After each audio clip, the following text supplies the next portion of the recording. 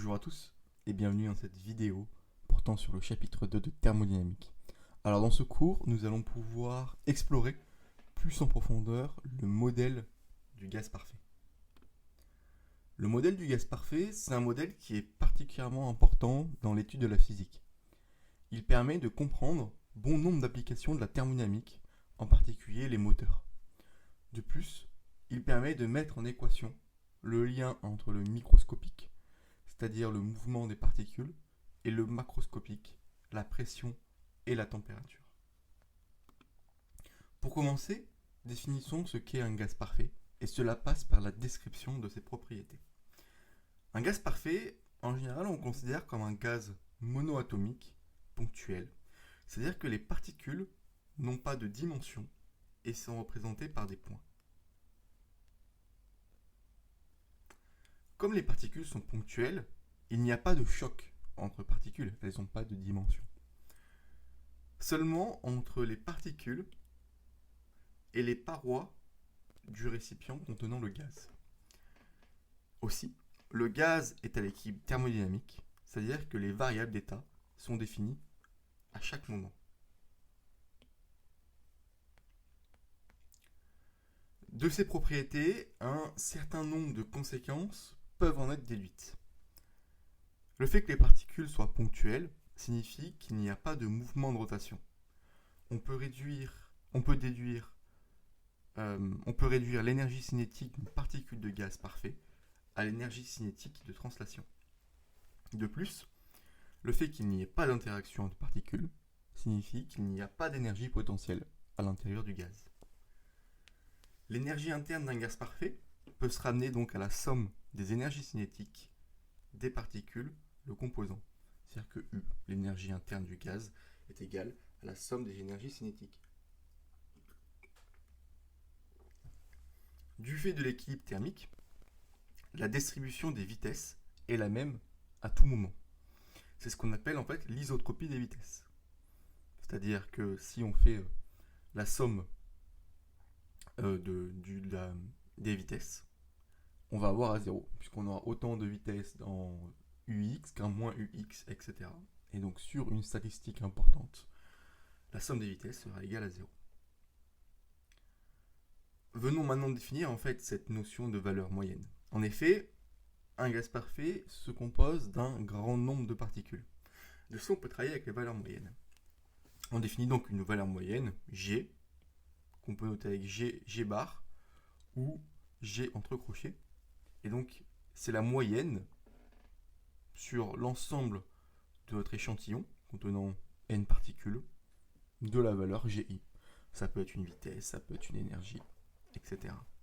Dans le cas de la vitesse, donc, on a que c'est égal à 1 sur n fois la somme allant de I à n des vitesses de chaque particule. On peut aussi définir la valeur. On peut aussi définir en fait la valeur quadratique.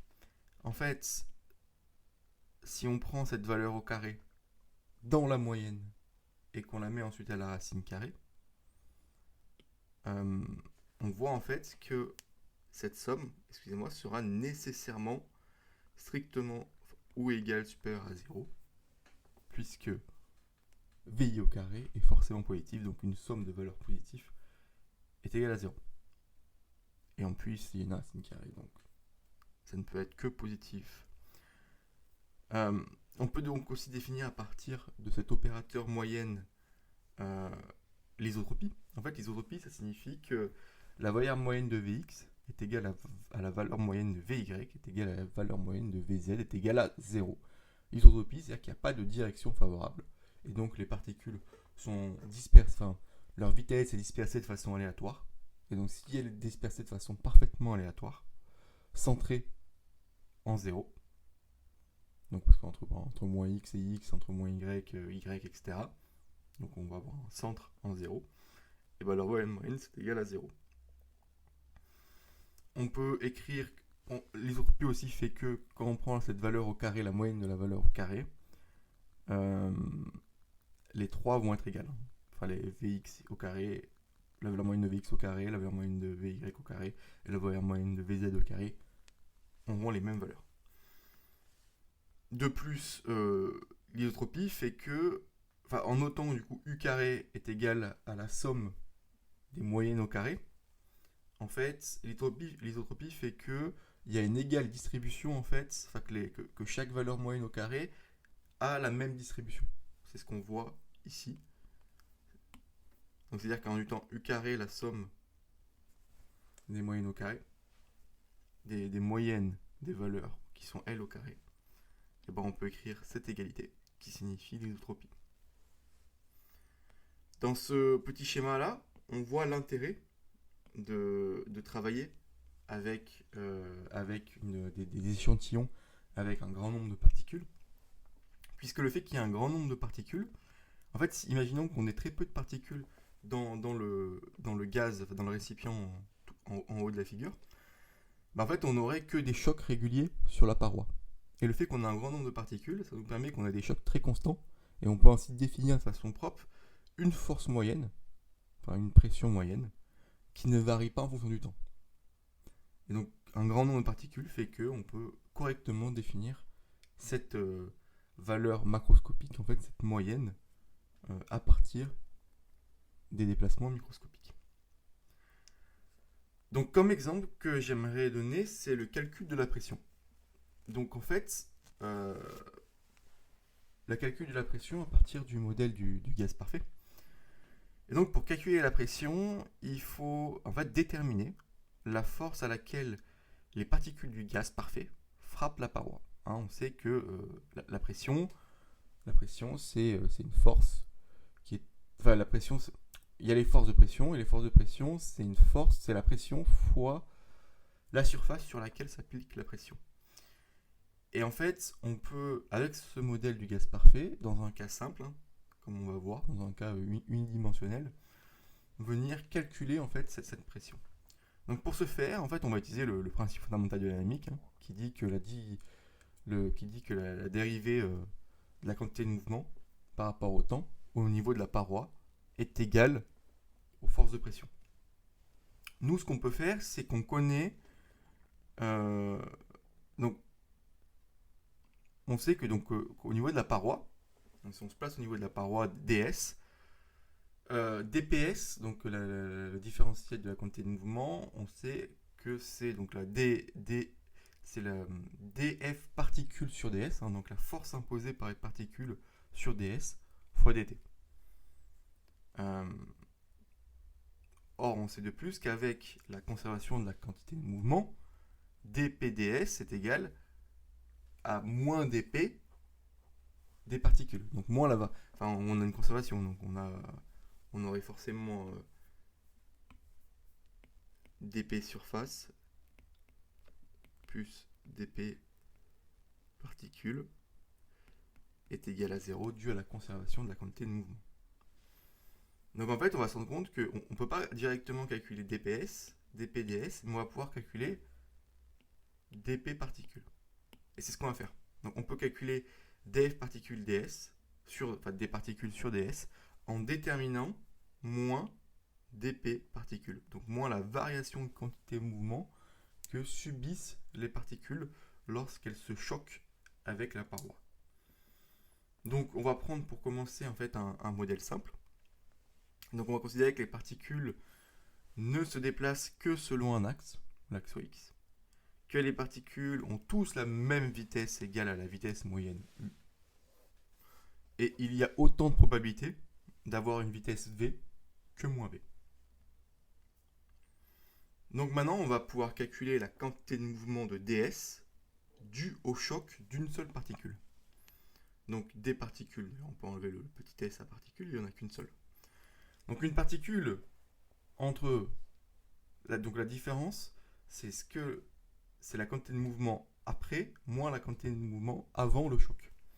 Et donc, si on considère que c'est V2 la vitesse après le choc et V1 la vitesse avant le choc, on peut écrire que c'est égal à M fois la différence des vitesses.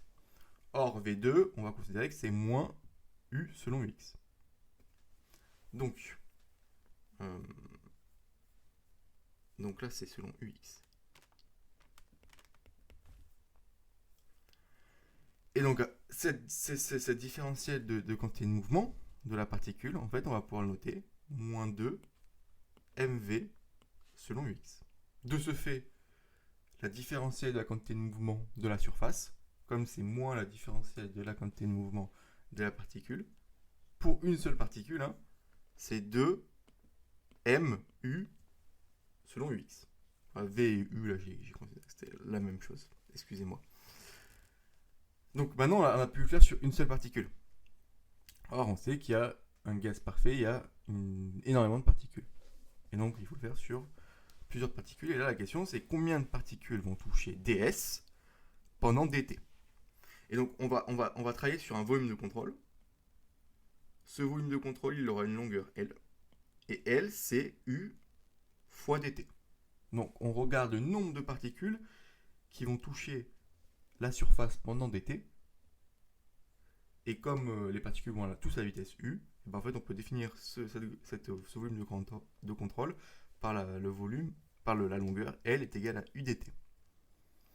Donc, donc voilà, donc le volume total, c'est L fois ds, donc U dt ds. Si on considère donc une densité de particules de n étoiles, donc on sait qu'il y a, je donne un exemple, 1 milliard de particules par mètre cube. Donc on peut définir n tot, dn tot, donc le nombre de particules dans ce petit volume élémentaire, comme n étoiles U dt ds. De plus, on sait qu'il n'y a qu'une particule sur 6 qui a cette vitesse selon U. Donc là, on va infiner un peu notre modèle par rapport à ce qu'on a vu avant, parce qu'en fait, il y a aussi des particules qui vont selon Y ou Y-, d'autres qui vont selon Z ou Z-. Mais nous, ce qui nous intéresse, ce qui fait de la pression sur cette surface, c'est que les particules qui peuvent aller suivant U. Sinon, si une particule va selon Z, ben, la pression ne s'applique pas sur cette surface. Et donc, il n'y a qu'une seule particule sur 6. Donc, en réalité, dn, c'est égal à 1 sixième n étoile U dt ds. Et ce 1 sixième vient prendre en compte le fait qu'il n'y a qu'une particule sur 6 qui vient participer à la pression sur cette petite zone ds. Donc, on peut écrire que dp, donc dp là, c'est la variation de quantité de mouvement de la paroi, c'est égal à dn fois la différence de quantité de mouvement pour que la surface subit pour chaque particule. Et donc, c'est 1 tiers n étoile mu carré ds dt selon ux. Or, on sait que dp, c'est df dt. Et donc, on peut écrire que df, c'est 1 tiers de n étoile mu carré ds selon ux. Et donc, comme la pression, on peut l'écrire df est égal à p ds selon x. On peut réécrire que la pression, c'est 1 tiers de n étoile mu carré. Et donc là, on a pu voir qu'on a pu exprimer notre pression seulement à l'aide de variables microscopiques. Donc la pression qui est une grandeur macroscopique, on a pu l'exprimer en fonction de la vitesse des particules, qui elle est une grandeur microscopique. D'où le lien, que le modèle du gaz parfait peut apporter. Il peut unifier monde microscopique et monde macroscopique. Donc à partir de là, en fait, on peut définir la température d'un gaz parfait. Donc on a PV est égal à nRT. Ça, on le sait. Donc voilà, donc là c'est un petit rappel. Et donc on peut écrire que P, en faisant passer le V de l'autre côté, ça va être N étoile KBT. Parce que du coup, on a N sur V. N, on le développe en grand N sur NA, fois V, et ensuite fois RT. Et donc on peut écrire N étoile KBT. Donc si le modèle est vrai, si notre modèle fonctionne bien, ça signifie que la pression, donc qui est de ce que nous on avait déterminé, qui est 1 tiers de n étoile mu carré, c'est donc égal à n étoile kbt. Ce qui signifie qu'on peut écrire t comme mu carré sur 3 kb. Et donc u, qui est donc la racine carrée de 3 kbt sur m, ou 3 rt sur grand M avec m la masse molaire. Et donc, en ordre de grandeur, si on fait cette application numérique pour le dihydrogène, donc à 300 Kelvin, et ben on se rend compte que le dihydrogène a une vitesse de 1900 mètres par seconde. Ou le dioxygène a une vitesse de 465 mètres par seconde.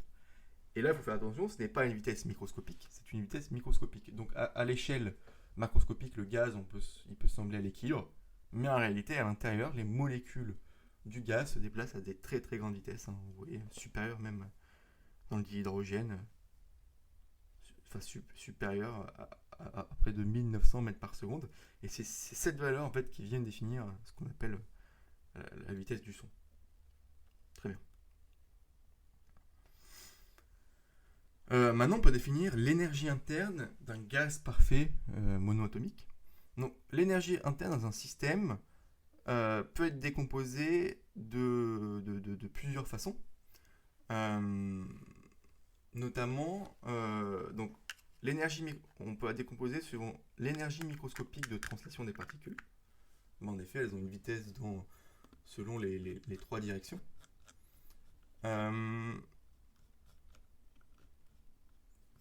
On peut aussi, donc, il peut y avoir aussi l'énergie de rotation des particules. Les particules, lorsqu'elles ne sont pas ponctuelles, peuvent tourner sur elles-mêmes, ce qui apporte une composante à l'énergie cinétique.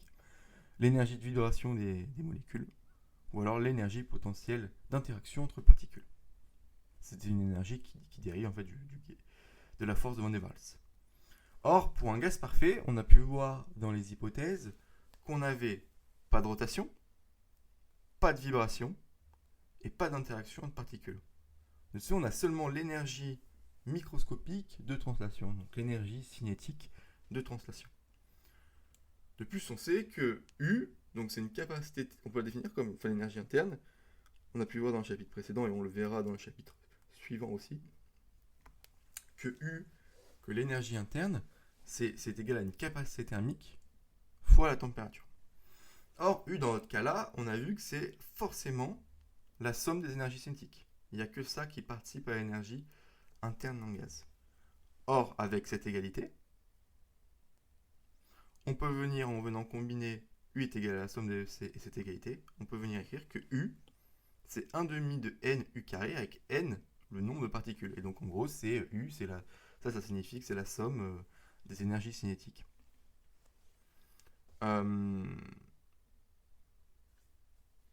Or, en fait, si on arrange m, n et u carré, hein, donc avec l'expression de t est égale à mu carré sur 3kb, et ben en fait on peut réécrire que u c'est 3 demi de n kbt et donc est égal à 3 demi de nm, nm le nombre de moles, rt.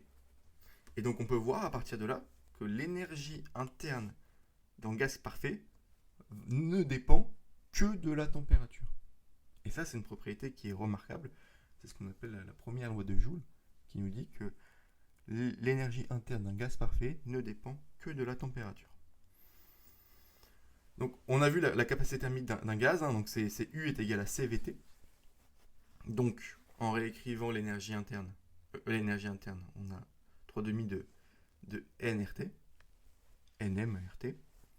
Donc, c'est-à-dire que la capacité thermique à volume constant, hein, c'est 3 demi de nk, grand nk, du nombre de particules, voire 3 demi de nmr. Et la capacité thermique molaire à volume constant, c'est donc 3 demi de R pour un gaz parfait monoatomique. Et on verra que pour un gaz parfait diatomique, en fait, comme il faut rajouter en fait les composantes de rotation, on verra qu'on peut l'exprimer sous la forme de 5 demi de R. Et bien en fait, c'est ce qu'on voit là.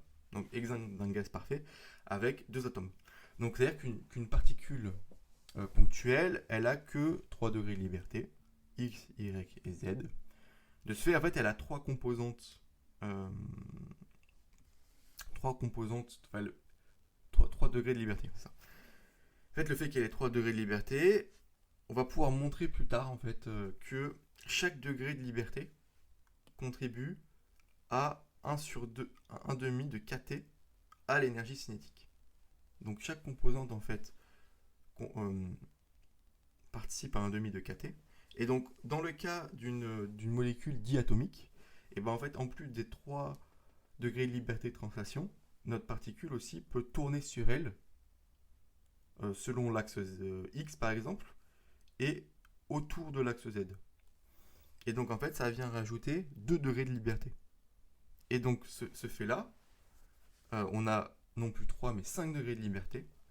Et donc on a une composante 5 demi au lieu de 3 demi au niveau de l'énergie interne et donc de la capacité thermique molaire à volume constant ou capacité thermique. Donc là, on va faire un petit récap en fait donc sur notre modèle du gaz parfait. Donc on a pu voir que le modèle du gaz parfait, c'est le modèle mathématique sous forme d'une équation d'état permettant de décrire les gaz à basse pression. Donc, à l'équilibre thermodynamique, un gaz peut être décrit avec 4 variables, T, P, V et N, la quantité de matière. Et on peut alors écrire l'équation d'état, PV est égal à nRT. Plusieurs observations, si on se place à N fixe.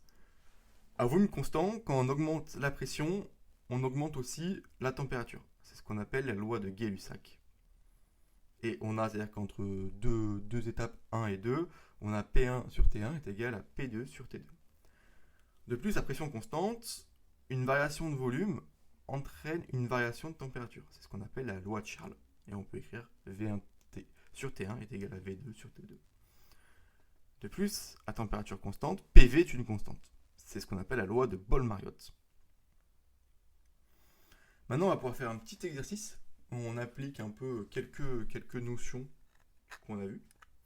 Donc, on va se donner un récipient de volume 1 litre qui contient de l'hélium avec une masse volumique de 4 grammes par mol, une température de 25 degrés Celsius, une pression de 1 bar. Et on va prendre une personne qui va jeter ce récipient et va la jeter à une grande vitesse, à une vitesse de 10 mètres par seconde. La première question qui nous est demandée, c'est de calculer l'énergie microscopique du gaz contenu dans le récipient. Donc, l'hélium, c'est un gaz qui est monoatomique. C'est un gaz rare et les gaz rares sont monoatomiques. Donc, on peut écrire que l'énergie microscopique cinétique, c'est U, hein. U est égal à EC, est égal à 3 demi. Ah non, excusez-moi, c'est EC, donc 3 demi de nRT. Et comme on connaît la loi des gaz parfaits, c'est 3 demi de PV, parce que PV est égal à nRT. Et donc on connaît la pression et le volume, et on peut déterminer que c'est égal à 150 joules.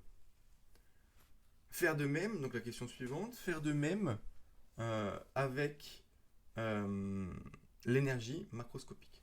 Donc macroscopiquement, EC macro, on a 1 demi de mv carré. Or, on va considérer que le récipient n'a pas de masse. Donc c'est juste la masse du gaz. Donc la masse du gaz, c'est M est égal à PV grand M sur RT.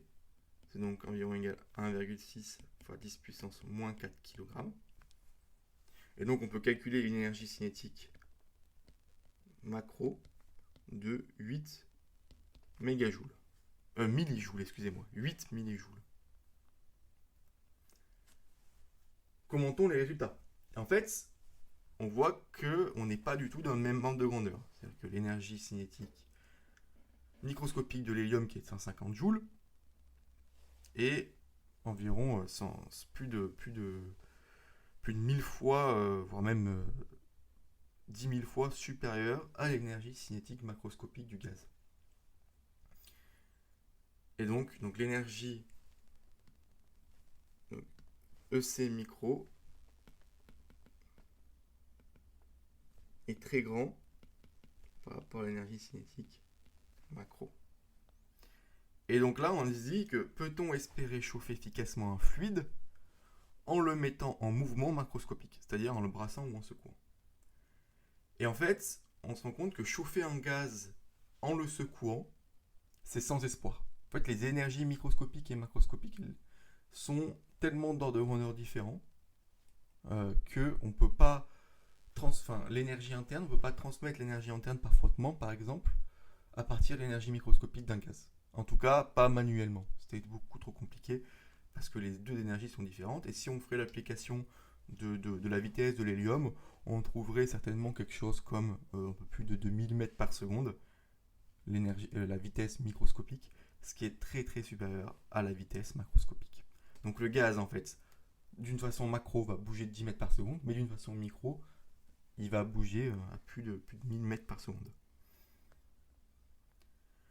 Et donc là, on peut faire un petit tour sur le gaz réel. Donc le gaz réel, c'est en fait un modèle qui permet d'affiner le modèle du gaz parfait.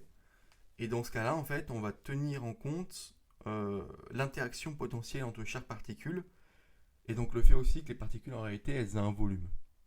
Et donc pour ce faire, en fait, on va insérer une composante en fait de volume, NB. Ça, en fait, on va mieux comprendre ce que ça signifie durant les exercices qui vont venir dans les prochaines vidéos. Et on va aussi prendre un terme de pression, donc A, en fait, qui correspond à l'impact de l'énergie potentielle entre chaque particule. Mais de la même manière, en fait, on peut définir U, donc l'énergie interne du gaz parfait, du gaz réel, de cette façon. Et en fait, ça sera l'énergie interne du gaz parfait, 3,5 de nRT par exemple, ou 5,5 de nRT suivant si la particule est mono ou diatomique, moins en fait une composante, nm carré A sur V. Et en fait, c'est là où on voit que c'est un terme négatif, hein, donc l'énergie interne d'un gaz réel est plus faible que l'énergie interne d'un gaz parfait. C'est un terme négatif, donc ce qui vient d'une force attractive. Comme ce qu'on a pu voir en fait dans les chapitres de mécanique, hein, quand l'énergie est négative, ça veut dire que ça dérive en fait d'une force attractive.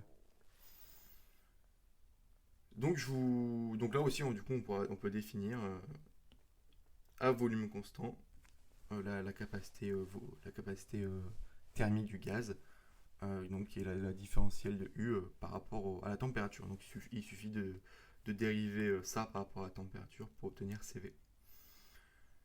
Donc je vous remercie de m'avoir suivi le long de cette vidéo et à bientôt pour des prochaines vidéos d'exercice.